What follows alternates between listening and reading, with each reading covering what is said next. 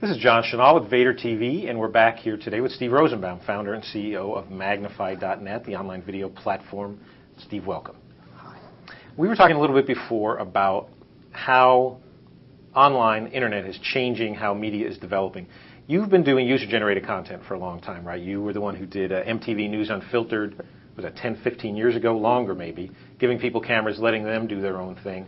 Talk a little bit about where user-generated content is right now versus then, and how that factored into you founding Magnify. We'll start there. So the first thing is, when we first started doing Unfiltered, the thing that was so exciting was we said, here's an 800 number, call this number and tell us a story and we'll FedEx you a camera. Mm-hmm. And I got a call from a reporter at the Associated Press and he said, oh, this is so exciting, this is going to change media. And I said, well, we're just answering the phone when it rings. So now here it is some number of years later, not a lot of answering. At the big media level, you're not seeing a lot of people answering the phone yet. At the same time, the thing that I would say is going to be the real game changer, look at the sites that are the big sites on the web. Look at Amazon, look at eBay, look at Dig. None of those sites have yet embraced user content. Why is there not user-generated video on Huffington Post? When those guys wake up, and I think it's going to happen in a light switch, and you see user-generated content on eBay, Dig, Huffington Post, those kinds of sites, I think then media companies go, wow, there's this avalanche of curated content around verticals. That, I think, is going to be the big change. Now, a lot of people have talked about the future of online media. We had someone else in here, Kevin Bromberg of NowLive.com, said that an online media property won't look like a magazine online or a newspaper online or TV station online. It'll be a distinct thing altogether, that with its own characteristics, truly a new medium.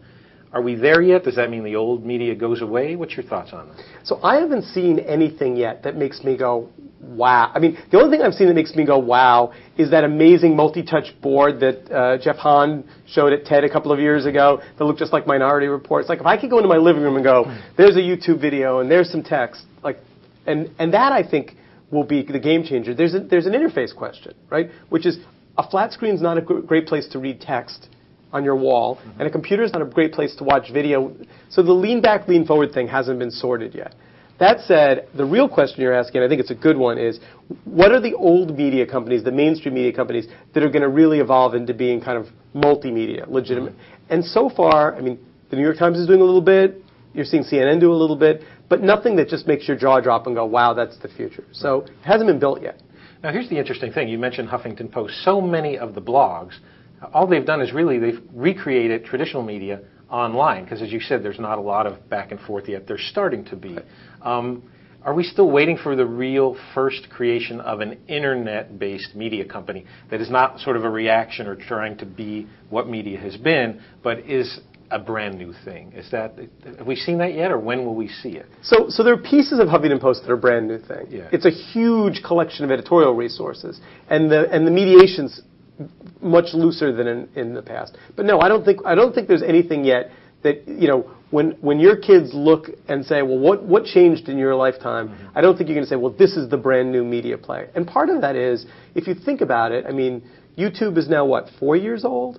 So video is still, we're still sorting out how do you get the stuff off the camera and onto the computer and up, Technical issues. Still. But those are coming on very fast. I think the big game changer turns out to be the iPhone, when the iPhone has a video recorder built into it.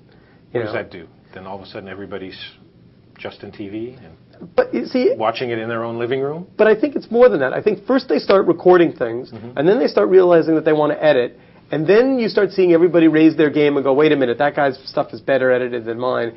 And then you've got the tools for people to actually make and edit video. At that point, I think video becomes kind of on its own. Right now, it's still capture and upload, and so essentially it's pretty raw. The one thing I would tell everyone who's listening to this, and it's important, is when you show up at a party, and sometimes you get there and the hors d'oeuvres have all been picked through and the beer is half gone. You go, oh man, I'm late. And other times you show up and they're just putting the food out. Right. Food hasn't arrived yet at this party.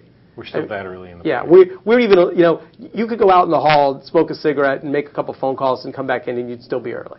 So you wouldn't have missed the best part. Yeah, the best part's coming. Okay, we'll keep up to date with you then, Stephen, when it comes on, because we're going to follow this. It's moving so quickly, so we'll get your thoughts again. It's exciting. It's really exciting. Yeah, very much so. Steve, thanks for coming in. My pleasure.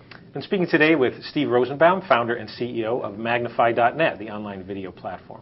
For Vader TV, this is John Chenal.